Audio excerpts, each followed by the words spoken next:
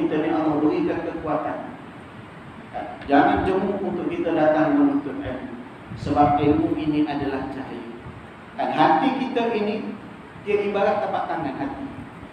Dia akan melekat benda baik, dia akan melekat, dia akan buang yang jahat. Ada melekat yang jahat. Ibarat tapak tangan ini bila melekat kejahatan, dia akan bertutup. Masuk riya, masuk sombong, masuk hasad, masuk macam-macam. Dia akan bertutup. Last kali dia tutup terus hati. Inilah yang dinamakan qaswatul qulub, hati yang keras. Sedangkan ilmu ini bila kita belajar, ilmu nak masuk ke dalam hati, tetapi ilmu tak boleh masuk disebabkan hati ini telah tertutup. Ilmu tak boleh masuk, sifat-sifat mazmumah yang ada di dalam hati ini pun tak boleh keluar. Sebab itulah manusia hari ini dia dengar benda yang baik, tetapi hati dia tak dapat menerima kebaikan. Bukan tak dengar. Tengok kematian, sesuatu kematian biasa, tak masuk ke hati. Tengok mati dah orang. Dia tak melihat kematian itu adalah sebagai satu pengiktibaran untuk dia. Sebab hati yang keras.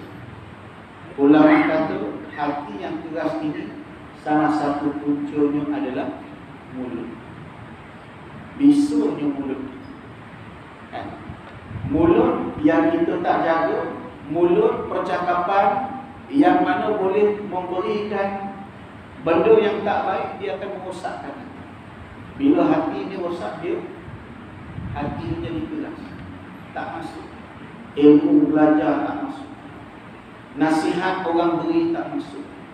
Sebab itulah hari ini kita nak rawat hati. Rawat hati kita ini supaya hati kita disihat. Dengar kebaikan dapat ilmu, dengar nasihat dapat ilmu. Sebab itulah seperti mana kita datang pada kelas-kelas kita, saya menyampaikan, saya baca untuk diri saya dan untuk tuan-tuan, untuk kita jadikan sebagai satu periktibar. Jadikan sebagai iktibar. Dan kita hidup di dunia ini menunggu giliran, tunggu masa. Tak tahu siapa begitu, saya dulu ke tuan-tuan. Tapi kalau boleh tuan-tuan dulu, saya lewat sikit. Kuasa Ustaz. Aku baru juga banyak orang. Nak menunjukkan kita ni tunggu giliran. Dan mati ni kita tak bawa benda lain. Yang kita bawa ialah amal kebaikan. Tak bawa tanah 10 hektar tinggal, walaupun atas kerana mobil. Dah namun itu, tetapi semua tinggal. Kereta sahaja baru beli, geran terpampang nama kita, ditampal dalam papan kenyataan masjid. Nak cerita baru beli kereta. Contoh-contoh kasih di tempat lain. Tetapi itu bukan hak milik kekal itu. Nabi kata, yaqulu ibnu Adam mali wa hal laka min malika illa ma akalta fa afnaita wa ma labista. Saya tanya, wa ma tasaddaqta fa amdaita. Hari ini manusia ini bila bercakap, ni harta aku, ni benda ni milik aku, yang ini aku punya, itu percakapan yang kita cakap. Seolah-olah ini kita lupa bahawa benda ni semua kita akan tinggal. Apa yang kita makan, itulah milik kita. Kita makan dia jadi najis. Yang hari ini kita pakai ni alhamdulillah. Yang kita beli belum pakai, belum tentu milik kita. Dan apa yang kita sedekahkan, itulah milik kita. Dan kita bagi orang, kita bantu orang, kita sedekah, kita tolong, itulah kan yang sebenarnya milik. Sebab yang lain semua kita tinggal. Jadi alhamdulillah tuan-tuan, saya malam ni pun saya tak mengajar, kita lebih kepada santai.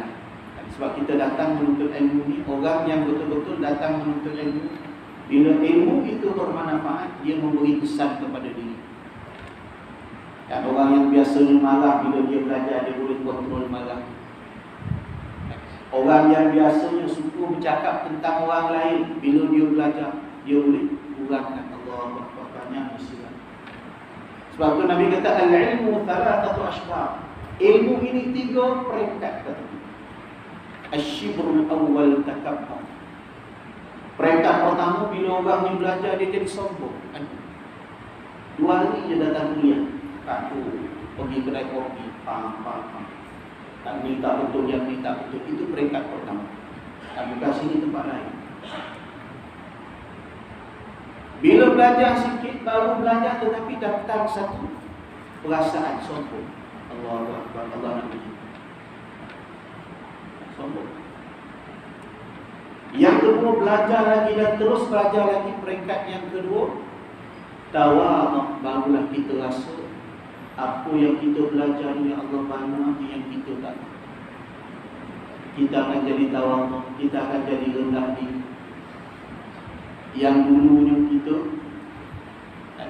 satu kampung kenal gitu dengan perangai gitu, dengan akhlak tak baik gitu. Bila belajar Allah, kita boleh cuba untuk mendisiplinkan diri.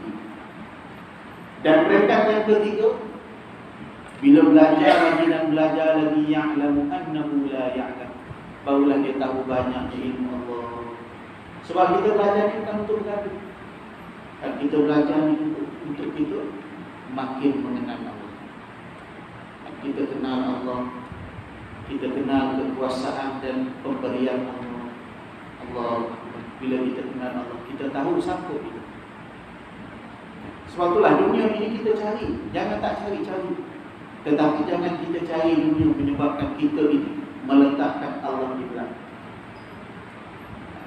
Nak buat bisnes silakan, tetapi Allah di hadapan. Ya. Sebab apa? Dunia ini mal'un.